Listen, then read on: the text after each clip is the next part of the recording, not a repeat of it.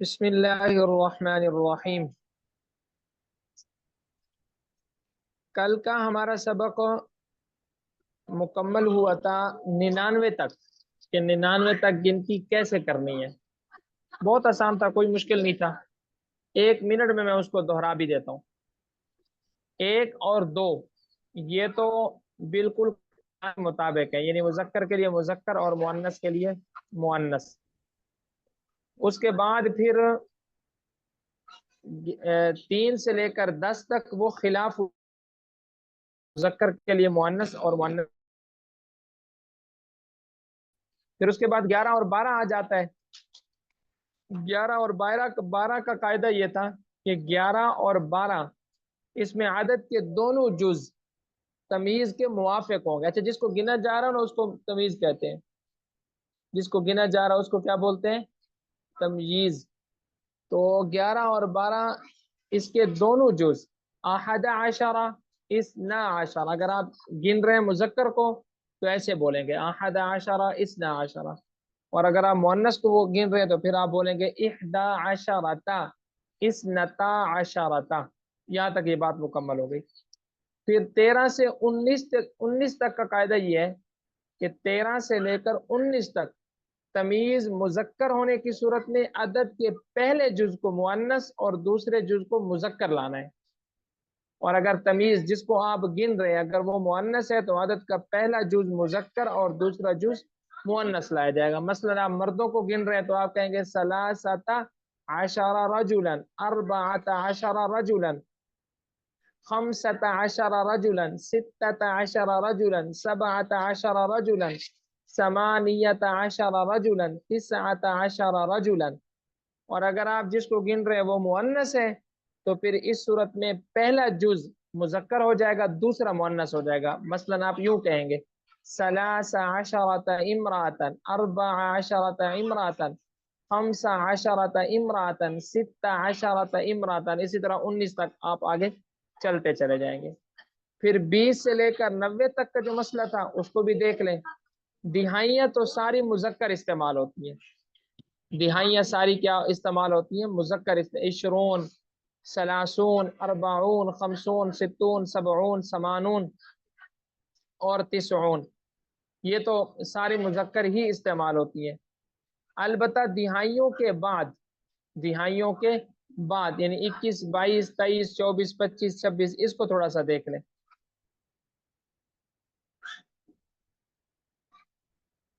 جیسے 21 کے لیے بولا جاتا ہے 21 رجلا، اگر آپ مردوں کو گن رہے ہیں تو پہلا جز مذکر لائیں گے 21 رجلا، 22 رجلا۔ یہ 21 اور 22 کے بارے میں، اسی طرح 31 32 کے بارے میں بھی۔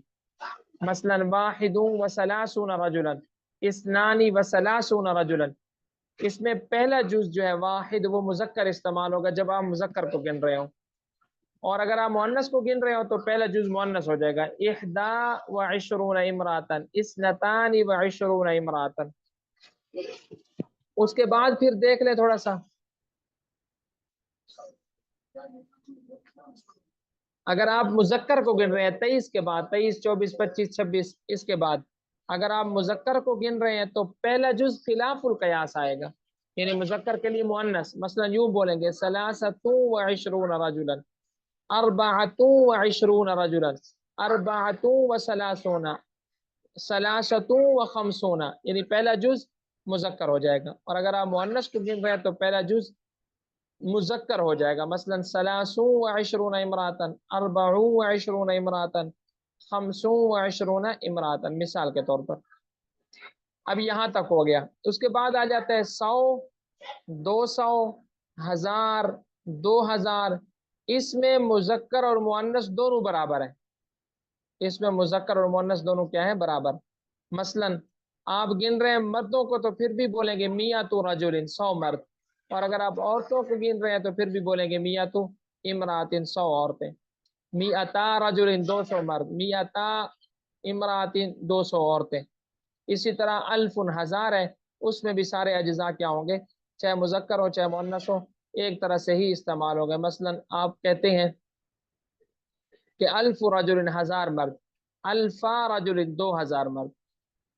इसी तरह अल्फ इमरातिन 1000 औरतें, अल्फा इमरातिन 2000 औरतें, इसमें कोई फर्क नहीं आएगा। मिअतुन हमेशा मुअन्नस इस्तेमाल होता है, चाहे जिसको आप गिन रहे हो वो मुजक्कर है चाहे मुअन्नस, इससे कोई फर्क नहीं पड़ेगा। और अल्फुन का लफ्ज हमेशा मुजक्कर इस्तेमाल होता है बगैर ताके, चाहे जिसको आप गिन रहे हैं वो मुजक्कर है या मुअन्नस। अब ये आपकी गिनती 1 से शुरू हुई थी 99 तक, फिर 100 के बारे में भी आपको बता दिया गया, 1000 के बारे में बता दिया गया। अब सिर्फ एक रह गया है कि जब 1, 10 मतलब इकाइयां, दिहाइयां, सैकड़े और हजार इकट्ठे इस्तेमाल करने हो तो कैसे करना है, इसको कल के सबक में पढ़ लेंगे।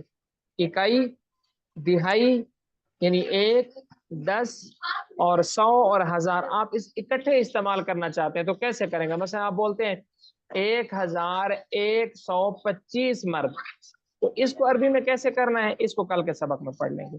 अभी यहाँ तक कर लें इंशाल्लाह। यहाँ